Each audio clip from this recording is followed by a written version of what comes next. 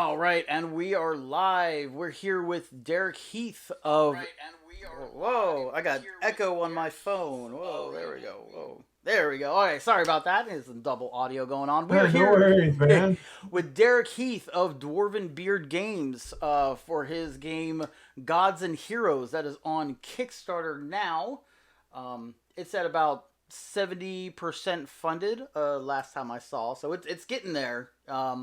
I have Yeah, no. yeah, no, we're making, Go ahead. yeah, for sure, we're making strides. Yeah, I have no doubt that it's gonna fund. You're gonna hit it, but yeah, it's not like I always tell everybody. Not everybody funds in 24 hours. Sometimes it's 48, sometimes it's 72, sometimes even longer than that. You know, I've seen games go into their 2 week period and then they fund. You know, and they're Right. designers are sitting there going, "Oh, I should have just dropped it after the first 3 days." It's like, no, no, no, no, no, no. Just let ride it out. You know.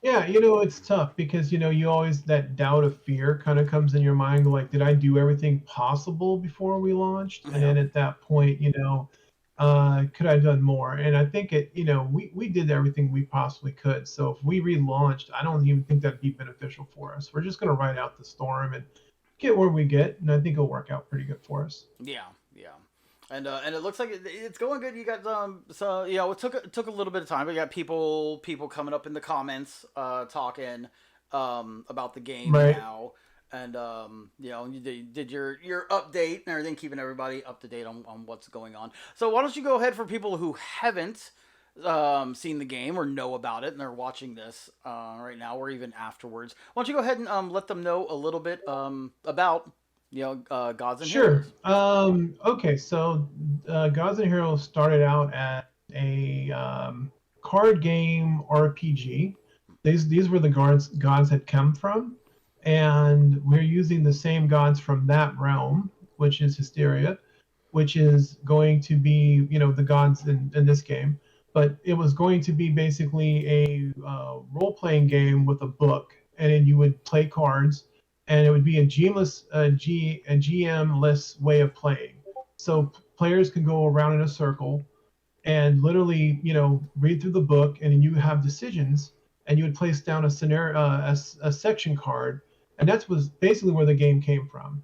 And then so at that point, we thought it'd be kind of cool to I had a card game idea, and I loved the gods from that realm, and I thought the realm was awesome, and I thought it'd be a great way to get people to understand that we have future plans for this realm, and it would be kind of a great way to get them to get to really break into the lore, and that's why we made the game Yeah. to show people that we have other plans and that this game has a future with us. Yeah, I'm trying to So scroll. I'm scrolling down. I'm on the Facebook page right now, which all the viewers can see at home. I'm trying to scroll down to the lore part, and you can actually see like all the really good artwork. It's like wonderful artwork, and you got the whole background about the world of yeah, yeah, for Hysteria. sure. Yeah, Right. And so in that role-playing game that we're making, you could pray to a god and a god would appear. yeah, And you can, they could save your life or whatever. And we thought it would be kind of interesting. And so that's the premise of this. We thought it'd be kind of nice to have the battle card game showing that these gods are involved in everyday life. So yeah, it's great to have like the mythology of Greek and having with Zeus and them and Apollo. But here, these gods actually appear, and they will help you in the realm. And I think that was pretty awesome too. I think that a lot of D&D does that as well. If you pray upon a deity, they will show up or appear or have some form of assistance or help. And I think it depends on what realm you're playing in D&D. But that is also an interesting concept to have that higher power to come down and help you out. yeah. Now you said it originally started off as an idea for a role playing game for players. Yes, right. What was your ultimate motivation to switch it to a deck building, a competitive deck building game? So what I wanted to do was just basically show we're not going to make that game for another year or two, probably 3 years. What I want to do is kind of plant the seeds of knowledge, because one of the biggest problems that any game company has right now is education. You've got to teach people your game. You got to teach people your lore, your background. That comes into play. And what ends up happening is if we can start teaching people now and go, oh, gods and heroes is part of this realm. these are the gods from that realm. We've already played the card game. We understand the card game. We know expansions will be coming out later next year or the year after. So now we can expand on that. And the people you've been fighting in the card game, those stats are going to be comparable to what's going to be in the card in the role playing game as well. Okay, awesome. Yeah, and yeah, like you said, it does plant that seed and have that later on. So It does, yeah. So right, and you know, like you know me, I'm mostly more of a role playing guy. You know, and I also dabble in, you know, I've made a couple of board games and stuff, and you know, you've seen the one at Protospiel last year at DungeonCon and or 2020, and so yeah, I mean, you know, I dabble. You know, we do a lot of different things, but I think role playing is our main aspect. But we kind of want to plant the seeds and have something in there, and that's something we wanted to do too. And also too, I wanted to prove to people that we can deliver on a physical product. That's what this card game's all about. We're doing a short print run. We can obviously, if this Kickstarter blows up, which we're hoping it does, we have a printer set up that we can. Yeah, me too. I'm yeah. We have a printer set up that can handle the print run. So if we need to go to 1,000 copies, we can do 1,000 copies. We can go to 500, we can. If we need to go beyond, we can do that as well. But we have things set up. So we have our minimums. That's why it's $5,000, and it's being printed in a way and delivered to us that we can deliver this quickly. So it's our thing, our way of saying, hey, you can trust us. We're going to deliver our products quickly and get it done. This game is fully developed and made. And at this point, what we're going to be doing is working on showing a video, like I said earlier when we were doing the pre-warm-up, the gods and how they use with tokens and with the advanced rules. Yeah. So. Yeah, and I know on the Kickstarter page it doesn't really show too much of the gods, because I know when you were originally putting the cage together, you didn't have it, and like when I received the prototype, you didn't. You know, I have gods in there, but they were changed from what you originally sent me, so we didn't include those in the video because they were still in the production. Can you go ahead and speak a little bit? I know you told me before that they people noted that they were a little too similar to the I'm blanking on the Planeswalkers in Magic the Gathering. Yeah, so they you had to were. redesign them. Brett, we did have to redesign them. So what ends up happening now is that these gods have tokens on them that you can put a token on a player, on a character or a unit to give them bonuses and stuff like that. So if I have a 1/1 token, I can put that 1/1 token on my Temple Guardian. I can put it on my active attacker or my support units from my god. And I have options there. And then other gods will allow you to draw extra cards, which is also very handy. Other gods will let you add an extra support without a sacrifice, which is very handy as well. And other gods will let you to end the battle phase. So if you see something that potentially is bad for you, you can play a god, and then the battle phase is over, and then you go to the end phase, which is pretty nice. So there's a lot of ways to do this. I think that the biggest draw for me is the draft. The draft is fun. I always love drafting cards because that pick is great, and then you can kind of do that. And then two, I think having that vault cards, having those spells and stuff come in, they're really handy. But I think with the advanced rules, I think what people are going to really see, because yeah, we did show a very basic game, but the basic game was designed to play with my 10-year-old. Her name's Phoebe, and so we play it, on TTS and stuff. And so it's great for her because she doesn't like math. And so, we just send them to the graveyard because she doesn't have to do the math side on both ends. Where the advanced version is great because then we actually hurt each other, and whoever survives the battle, you can pick one of those units, one of those army cards to go to the hall. And at that point, they're floating there waiting to be brought back to either be a Temple Guardian support or attacker support for the active attacker. That's game changing right there. That changes the whole game. No, yeah. Because now I have to destroy your guys because I don't want your guys to survive. Yeah. And so now you're not going to let a temple go anymore. Now I'm going to fight you because if you put down a strong guy, I have to take that guy out, or you're going to put him in your hall, and he's going to be a problem for me later down the road, right? Is that going into the hall as opposed to the graveyard, or does it go into the hall whenever you use them to buy? Right. So what happens is this. So normally the other guys that die go to the graveyard. The guy who survives goes to the hall. Okay. And once he's in the hall, I can summon him back out. to help with the Temple Guardian or for the next battle. So let's say I went first, you go second. Yeah. He went to the hall because he survived the battle. Now I can bring him back as a support if I wanted to. Okay, yeah, you're So talking now about the active attacker or the the advanced, temple guardian. right, When they die, they right. go to the hall instead. Okay, not the support cards that Well, support them. well, no, I'm talking about the supports. If the support survives, the support would go to the hall. Oh, okay. The Temple Guardian still stays there. Yeah. The active attacker, if he, let's say the active attacker could be an angel.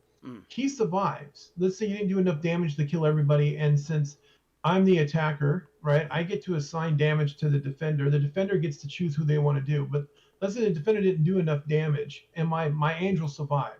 The angel would then go to the hall. Okay. And the cards that were killed would go to the graveyard. Okay.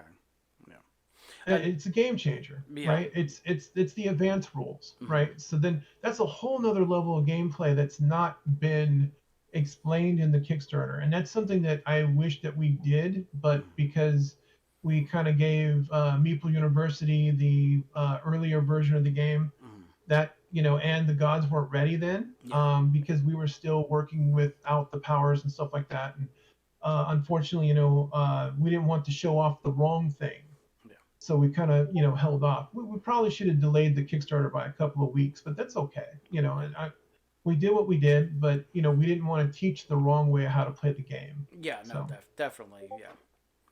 Hold on, I've got stuff going on in the background with me. Now, to touch on a little bit about the gods, I know how they were planned a little bit beforehand, but are you still having them where they start the game out of play? They're not part of your board, your army, or anything. Yeah, the board. Right. And then you can buy them like you do cards from the vaults to bring them into the game with the tokens on them. Correct? That's right.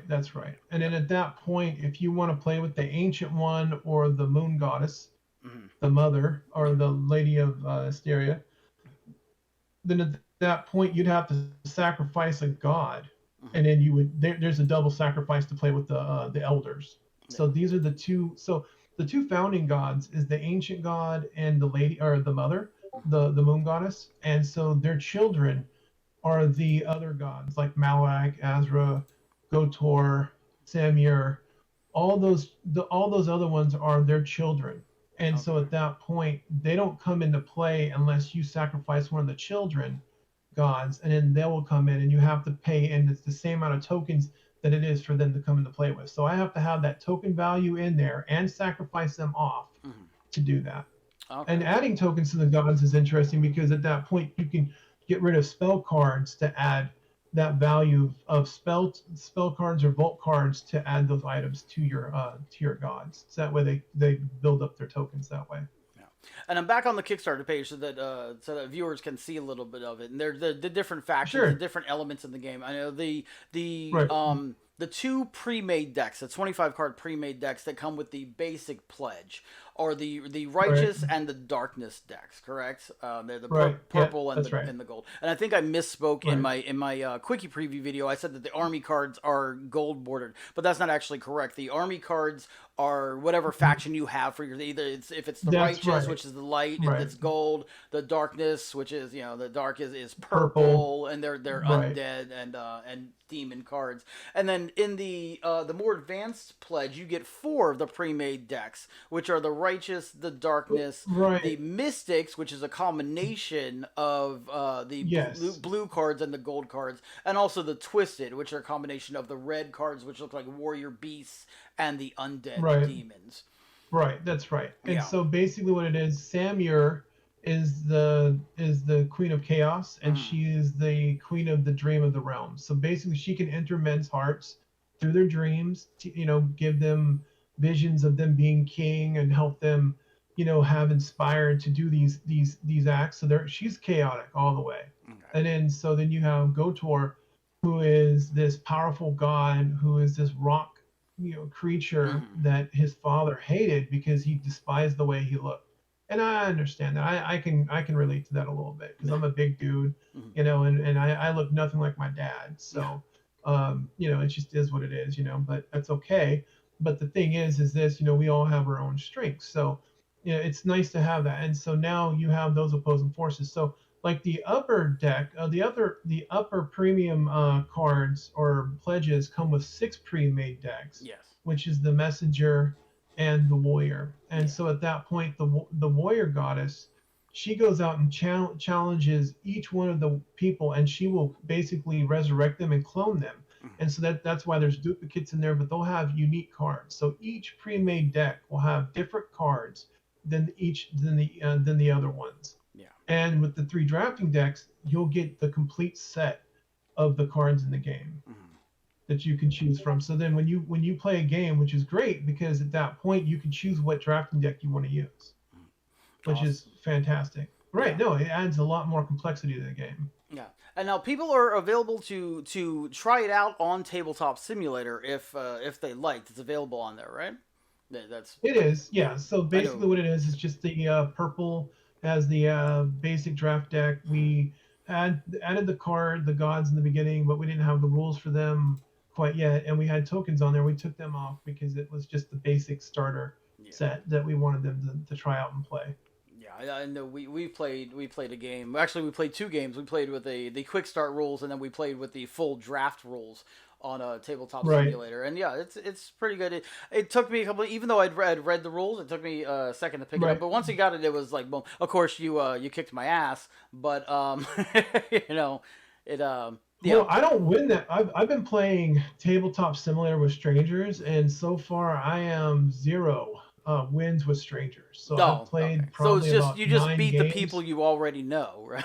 No, I just got lucky with you. No, I got this guy. These kids that I played with were amazing. They wanted the draft. They wanted to use the gods. They didn't miss a beat at all. I think the only thing they were, they were excited about the advanced rules that we were still working on at that time. Mhm. And so that was what some of their input that they had. It was like, hey, we would like a little bit more complex game, and I get it. It's still a little bit simple, but like again, like I said, I made it for my 10-year-old, Mhm. which she has a lot of fun and we play it. But for older, more experienced guys, I get that. I mean, I'm a better MTG player. I mean, a lot of my friends are. We started out in 94, 95, 93 when Magic was brand new, Yeah. and we bought.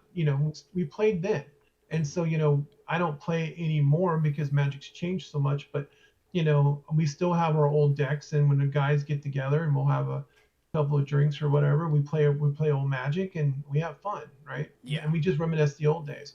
But the thing is, there's these new advanced rules will basically help the guys that have more of the experience to play that. And also too, the Mystic deck's a little bit tricky. That's also for more advanced players as well. That's why we didn't include it in the base set on with the TTS because there's a lot of tricky cards in there. Yeah. So if you're more of an experienced player, the Mystic deck pre-made is the way to go because then you'll have the strategies to utilize that deck better, right? So yeah, there's just a few things with that.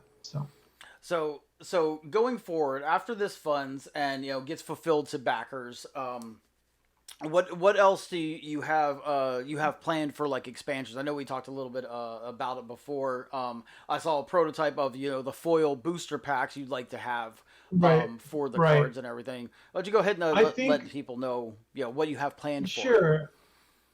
So one of the things that I think one of the things that I think was a lot of fear that people have was with trading card games, is that with the TGGs or whatever, collectible trading card games, what happens is that it's a pay to win, and I think that one of the things that we did really well with this game is its balance. So we did a lot of math, we crunched a lot of numbers, and so every deck is pretty much balanced. And at that point with the draft, of course, that could make things a little bit in your favor.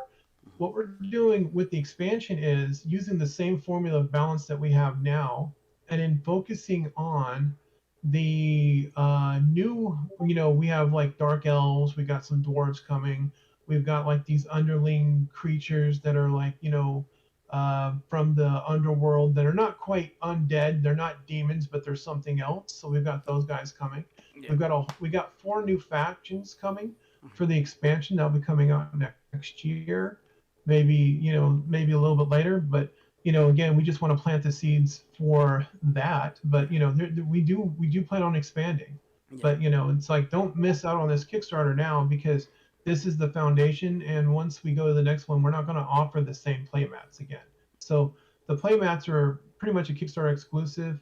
Same with the ancient one, same with the Moon Goddess. That's this Kickstarter only. So please don't wait until we go, because when we go to manufacturing for retail, we're going to have a basic retail box. It's not going to come with all the bells and whistles. It's not going to come with the stretch goals. It's not coming with anything. And then after that, whatever extra playmats we have from the Kickstarter, we're going to sell those off. We're not going to reprint them.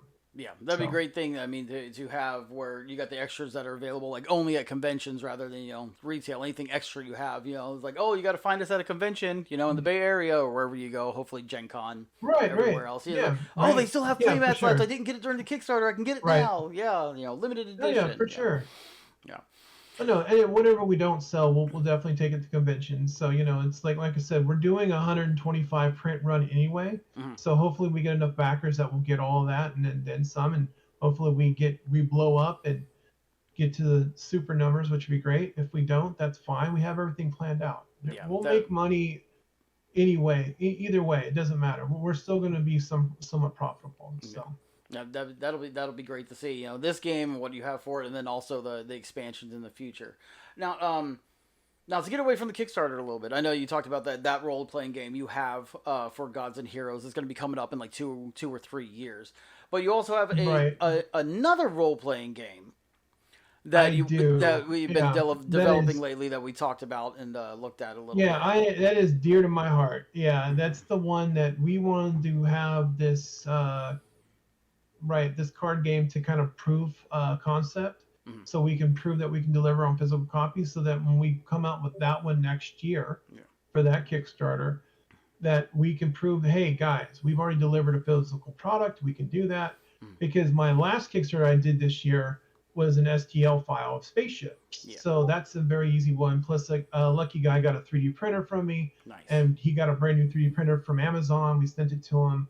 He gave me a few extra dollars to help out, but it was fine. He ended up getting $300 worth of stuff from me with just the physical stuff, because he got like 2 bottles of resin, a 3D printer, and then with the files, it was about $500 worth of stuff. So he came out really great, so that was good.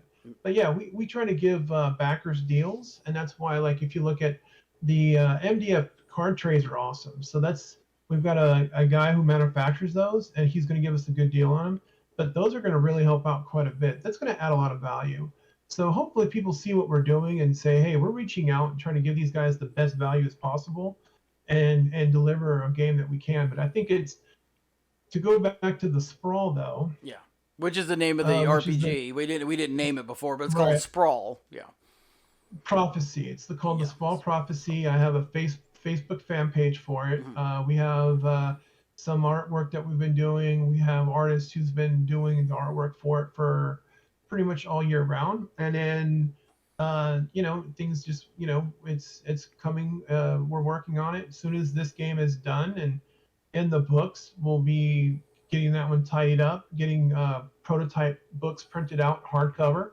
We'll be sending them out to certain people to review and then do that. And then that Kickstarter is going to be a little bit more patient with. We'll have a little bit more time to set that one up, and hopefully we can get to the numbers we want to get to that one and get to the funding level. But that one's going to be great. It's going to be a 300-page hardcover book, and it's going to be pretty nice. And we're also, hopefully we can get to a point where we'll have a source book ready to go with it as well. As another surprise. So hopefully we can get the source book ready, the main book ready, and then have the source book as a stretch goal. If we can hit one of the ultimate stretch goals, then you also get a source book with the main book. Yeah. So. And that you're looking to launch that Kickstarter somewhere. I think we've talked. You said like spring or summer of 2022, correct?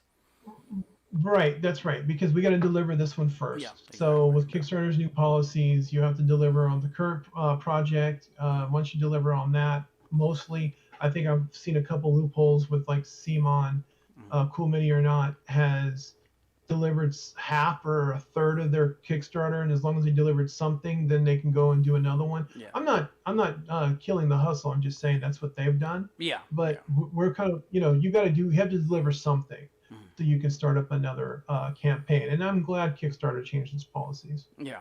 Yeah, for that'd that. be good. Yeah. That's a good thing. So just let so people know afterwards if they're watching this video afterwards. I'm gonna put a link to the Facebook group for Sprawl Prophecy down in the description of the video, as Okay, cool. well Yeah, appreciate it. as well as a link for the current Kickstarter for Gods and Heroes, of course. Link Okay. will be down below, and a link to our Patreon if you want to give me some money. Just throw a little self promotion in there. Right, little I plug, gotta keep the put a channel little plug in running. there. I get Right, some money in right, this right. way. Oh, My, good, man. my wallet's empty. It's got moths flying out of it. And you give me some money too. Anyway, yeah. No, it's good. It's good stuff, man. You gotta promote yourself. I get it, so it's all good. It's not, yeah, just playing around a little bit. Anyway, but yeah, so it seems like you got a lot of good stuff coming up. That's great. So for anybody that's watching this afterwards that doesn't know, we were talking about Gods and Heroes. See, I got my box right here.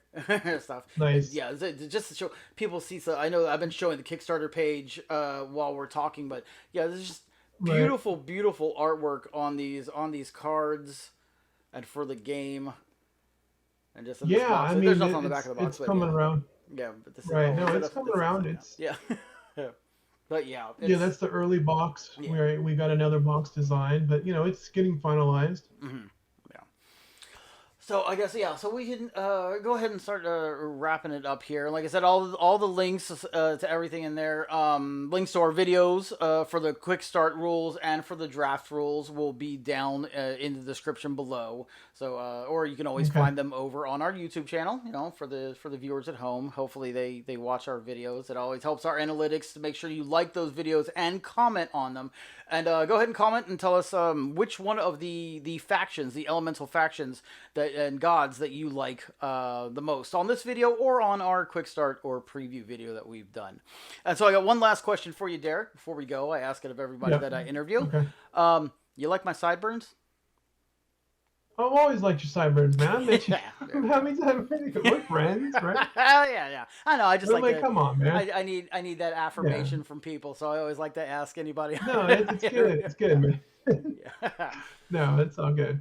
All right, man. Well, thank you for joining me, Derek. Is there anything else you want to say about the game or anything else you have coming up before we go? I think I did a lot of the talking in this interview, man. I'm sorry. No, there's no problem. I can talk about games forever. Anybody who knows me, if you catch me at a con and you talk about MechWarrior or BattleTech, I could talk about BattleTech for hours. It's loved that game when I was a kid. And I can geek out on a lot of different subjects, but yeah, when it comes to RPGs, role playing, card games and stuff, I love talking about this stuff. So I can talk about it all day. But I know. Personally, we've had hour and a half, 2 hour phone calls. Talking, for sure. Talking about games we and have the industry and everything. Yeah. So and that's another thing too. That before we get off, I think that it's such this shipping thing is such a pain that a lot of guys are now moving into other areas. They might get their stuff printed in Mexico. They might go in America because even America is starting to fill up with their orders now. Yeah. And so I had gotten a couple of quotes from Nevada and from Florida and from Tennessee. And it's interesting that they're all about the same, but when you add that shipping price from China right now, it is crazy. It's so much cheaper to do it somewhere else. So that's why we're blessed that we found the small manufacturer we're using to manufacture the game with. Right? Yeah, that's awesome. And I need to get the name of that company afterward from you because I've got my own projects I'm working on and then stuff I'm working with people on. So that'd be good to get quotes from them first off and see how low. Because I'm in a lot of discussion groups on Facebook and Messenger groups, and everybody is talking about it and how to decrease the cost to the customer and also to themselves for getting stuff over here from full load containers to less than load containers, and how to break that price down and make it better. Even guys were even thinking about air shipping their stuff over here, and that's crazy. If even air shipping might be cheaper than freight, which is nuts. Because I was just quoted from one of the manufacturers, it's $13,000 for a shipping container. And so if I wanted to get my game printed in China, I would have had to ask for $50,000 just to pay for the game, just to have $13,000 for the shipping, and then another 12 grand for the game being made. So that's 25,000 right there. And then with everything else, with all the extra fees, we might have made a buck, but it's so hard to get funded for 50 grand when you're brand new. Yeah. We're we're a new company, Mm. so it's fine. But it's hopefully we can build up that trust, and then so when we go further down with the projects later down and what we have planned, then they'll fund it at higher levels. And that's the premise. We're just getting started. Yeah. So if you have any doubts, let us know. We're on Discord. If you want to talk to me, if you want to meet us up on TTS, we're always there. Mm. I play with a lot of strangers. So I'm always having open gaming because I believe in the game and I'm trying to promote it. So I'm always trying to play with somebody new. So. Yeah, and we'll put a link to the Dwarven Beard Games Discord down in the description of the Okay, video. cool, man. Also. Yeah. I wish I would have had it. If I had it ready beforehand, I'd put it over in the chat. No over worries. Here, No, it's all good. Like I said, I'm very pleased with the progress that we're making. We'll get where we need to be, but yeah, I mean, it's gonna work out. So. Yeah. So I want to thank all of our viewers at home, and thank you, Derek, for joining me here on Behind the Mask. My pleasure. We've been talking about the Gods and Heroes Kickstarter. It's now, and when is it running till? October? I believe it's the 23rd. Don't quote me on that. We changed the date. We moved it up like 7 days. Yeah, so, right. Okay. Yeah, I know some people say like the shorter amount of Kickstarter. You only do a 2 or 3 week Kickstarter instead of full 30 days. Right. I don't think I could have handled a 30-day campaign right now. It's I got enough gray hair as it is. This has been there you go. Right now it's a lot of energy you're putting out. You're talking to a lot of different people. Yeah. When there's a lot of sharks in the water, a lot of people has given us emails saying we can help promote your Kickstarter. Oh, always. And we've already had spent enough money on ads before that we even launched. Like if you haven't seen the Gods and Heroes ads, I don't know where you've been, but 180,000, 200,000 people seen the ads already. Mm-hmm. So we know that people have seen it. I just think that the game is a little too simple, and we haven't done a good job explaining the advanced rules. Yeah, and I think once they understand how cool the advanced rules are, I think they'll understand that the game has a lot more to offer. So. Even with the drafting and the regular rules, there's still strategy involved, and there's a lot of stuff there for people that they don't by looking at the ads they haven't realized that. But if they go to the Kickstarter, peruse the Kickstarter, look at our videos, look at Meeple's University how to play, they can actually see the different strategy involved and look at the cards and everything, and actually zoom in and look at the cards because you show all the cards on the Kickstarter page. I do. No, we're very transparent. Mm-hmm. Like so we do something that other guys don't do. Mm-hmm. Yeah. Like there is no fear from us. We showed you there is no smoking mirrors with this Kickstarter. It is very clear. We show you all the stuff you're getting. The only thing we haven't updated yet was the draft decks, which is 45 cards. But other than that, you're getting a good view of everything that's coming in the game. Yeah, all the different characters, the abilities on the army cards and all that stuff, the vault cards, everything. I mean, because there's 28 vault cards, 24 of which are spells, if I remember correctly, and then 2 items and 2 placement cards. And then you can see them right there on the page, and you can see what the different stuff does. Right. So we're not like this other Kickstarter. I hate to use that or badmouth them. I'm not. But they have a good concept, but they don't have any rules or anything. No, we put it out there for you. Yeah. So I know that it's, please, if you are on the fence on this, give it a go, because it's going to unlock more. We have more coming, but there's strategy to it. Yeah, it might be a little bit simple, and I am not going to apologize for making a game for my 10-year-old. Yeah. I will never do that. No. Because the kids are the future of gaming. Because if we don't get the kids in gaming, then there is no future. Yeah. So we need something to get them involved. And if we have cool stuff and it's kind of a cartoony art style, but I made it for my children who's 10, and they enjoy it. So hopefully the adults will have kids of their own age or younger age, and that they can play with their own children. I think that would be great. So it's a learning tool. It really is. So it's a great way to get your kids into playing. And that way they can play a game that's not heavy like Magic. Magic's a little heavy. A lot of text reading, a lot of tokens that you have to play with the modern day. You've got sideboards, you've got your planeswalkers. There's a lot of stuff going on with Magic, and it makes it a little bit more complicated than when I started playing when I was a lot younger. Yeah. But now I can have my kids who are 14, and 10, they can play the game without having a lot of different complexity, where they can get the strategies and go, oh, I did something. Yeah, you did. That was cool. So then it's nice. Yeah, So, yeah, definitely. all right. All right. Well, thank you for being here, and we will see everybody next time on Behind the Mask. Thank you for joining me, Derek.